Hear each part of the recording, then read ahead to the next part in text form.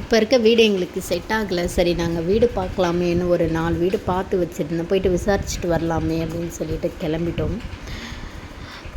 அந்த வீட்டிலலாம் சில கொஸ்டின் கேட்டாங்க. அது ரொம்ப ஒரு மாதிரி ஹர்ட் ஆச்சு. உடனே அதை வீடியோவில் சொல்லணும்னு எனக்கு தோணுச்சு. மேபி இதை யாராவது ஒரு ஹவுஸ் ஓனர்ஸ் பார்த்தீங்கன்னா ப்ளீஸ் இந்த மாதிரி பண்ணாதீங்க. அது வீடு இல்லாமல் வீட்டு தேடி அலையிறவங்களுக்கு தான் அந்த கஷ்டம் புரியும். நீங்கள் ஈஸியாக அதை வார்த்தையால் கேட்டுடுறீங்க. ஆனால் அதில் என்ன இருக்குதுன்னு நாள் ஃபுல்லாக யோசித்து தூங்காமல் இதனால் இப்படிலாம் கூடவா இருப்பாங்கன்ற மாதிரி யோசிக்கிற மாதிரி இருக்குது. ஒரு வீடு போய் பார்க்குறதுக்காக நாங்கள் போயிருந்தோம். நான் ரொம்ப இப்போ மணி 2 ஆகுது. வெயிலில் போனதால் நான் தலையில் ஷால் போட்டுட்ருந்தேன். என்னோடய ஹஸ்பண்ட் தான் போயிட்டு விசாரித்தாங்க. அங்கே ஒரு லேடி தான் இருந்தாங்க. அவங்க சொன்னாங்க, முஸ்லீமா அப்படின்னு கேட்டாங்க. இல்லை நான் கிறிஸ்டியன் அப்படின்னு.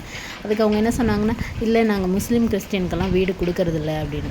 எனக்கு செம்ம கோவம் வந்துட்டு, ஏம்மா அப்படின்னு கேட்டதுக்கு அவங்க சொல்கிறாங்க, இல்லைம்மா நாங்கள் கொடுக்கறதில்ல அப்படின்னு. உடனே நான் என்ன சொல்லிட்டேன்னா, நீங்கள் அது ப்ராக்கெட்லேயே போட்டுருங்க, கிறிஸ்டியன் முஸ்லீமுக்கெலாம் வீடு இல்லை, ஹிந்துஸ்க்கு மட்டும்தான் நாங்கள் வீடு கொடுப்போம் அப்படின்னு. எனக்கு புரியல, ஏன் கிறிஸ்டின் முஸ்லீம்லாம் அவங்களுக்கு பார்த்தா மனுஷெல்லாம் தெரியலையா? அவங்களும் மனுஷங்க தானே. நிறைய இடத்துல நான் இந்த மாதிரி கேள்விப்படுறேன், கிறிஸ்டியனுக்கு வீடு இல்லை, முஸ்லீமுக்கு வீடு இல்லை, பர்டிகுலராக கிறிஸ்டியனுக்கு வீடு இல்லை அப்படின்னு சொல்லிட்டு. நாங்கள் யாரும் சொந்த வீடை வச்சுக்கிட்டு டூலெட்காக அலைய போகிறதில்ல இல்லையா? ஏதோ எங்களோட கஷ்டத்துக்காக தானே நாங்கள் வீடு, உங்களுக்கு தேவையான வாடகை உங்களுக்கு கரெக்டாக வந்துட்டால் பிரச்சனை இல்லைல்ல. இந்த வீடு தான் அது. நான் எல்லாரையும் தப்பு சொல்லலை, நல்லவங்களும் இருக்காங்க. இவங்க கூடலாம் கம்பேர் பண்ணும்போது எங்கள் ஹவுஸ் ஓனர் எவ்வளவோ எங்களுக்கு பெஸ்ட்டு தான்.